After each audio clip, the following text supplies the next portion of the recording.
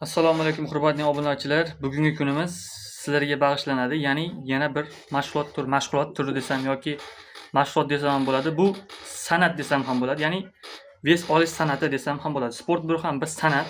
Uni egallab olish ham juda murakkab ish hisoblanadi. Ya'ni ozg'in bolalar qanday qilib vес olish haqida gap ketadi. Ya'ni bu yerda 60 kilolik bolani 80 kilogacha yoki 75 kilogacha vес olib berish qanday uy sharoitida hech qanday proteinlarsiz vес olish haqida gap ketmoqda.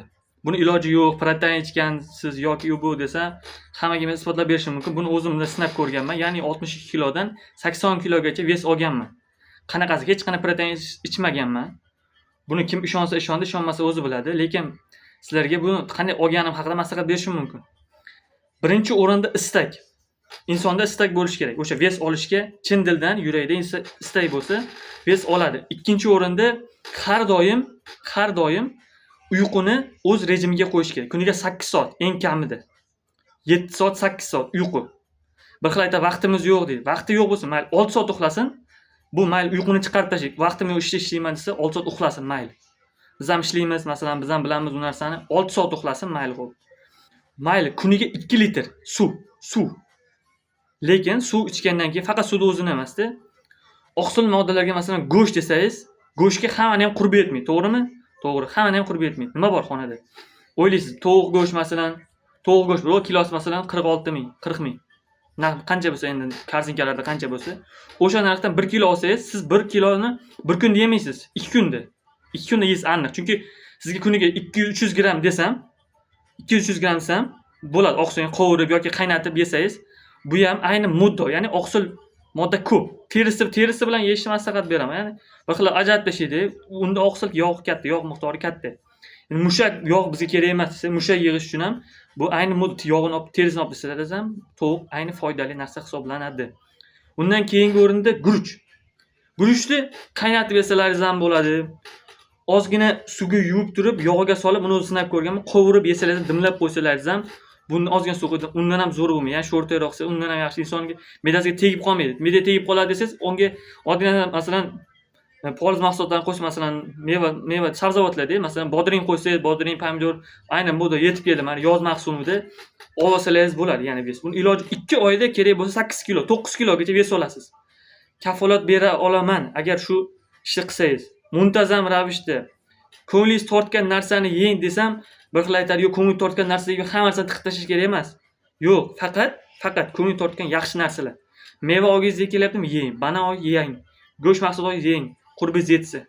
Vес olib, o'zingiz masalan kiyimlaringiz o'zingizga masalan tor qilib turishmi? Tor masalan yaxshigina ko'rkam holatga erishmoqchimisiz? Yeb o'shani xonada shug'ullaning. Ana sizga rezultat. Ko'p vaqt ketib 2 oyda siz 10 kilo vес olasiz. Faqat men aytgan etapman. Ertalab turasiz, qorningiz to'qlang. Обязательно qorningizni to'q tuting. Non mahsuloti yesangiz semirtiradi. Ya'ni non ham insonga vес beradi. Biz pulimiz yo'q, masalan, har doim soatda siz go'sht yeysiz boshqa.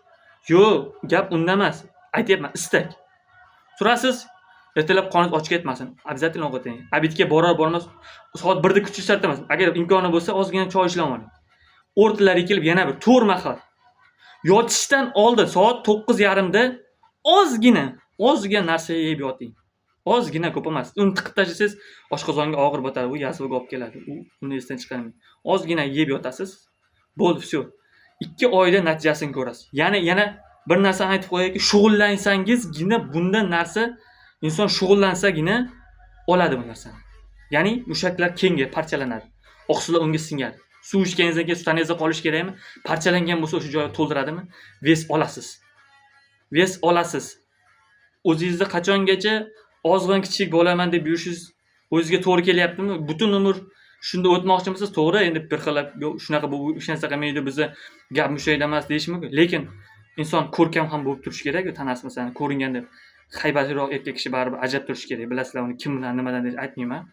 O'zlarda bilasizlar. Agar darsligimni mana shuni yaxshi tinglagan bo'lsangiz, bitta like, podilsa tashlab qo'ysa, bundan keyingi darslarimizda bundan ham yaxshi darsliklarni chiqarishga harakat qilamiz. Hozir menda mikrofon yo'q, masalan, kачествоsi xiroq bo'lishi mumkin. YouTube'ga qo'yganimda kamchiliklar uchun uzr. Qachonki podpischilarimiz 1000 tadan oshar, 10 mingta bo'lar, 100 mingta bo'lar.